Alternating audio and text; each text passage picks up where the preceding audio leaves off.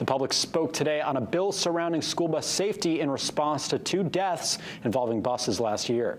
The bill requires school buses to be equipped with a crossing arm, and an amendment was announced today that would also require an anti-pinch sensors.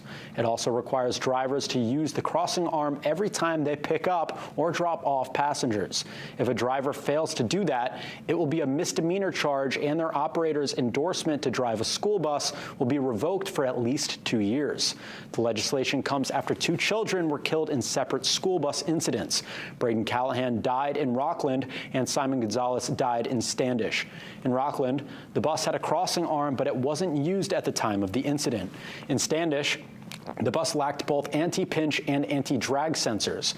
While Maine has signed laws regarding these safety issues in recent years, they're only required for buses newly entering the fleet. These losses should never have happened. They shouldn't have happened.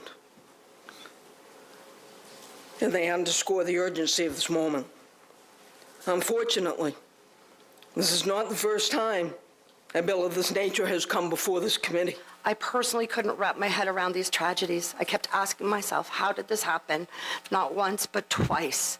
What I do know is this could have been my family, your neighbor's family.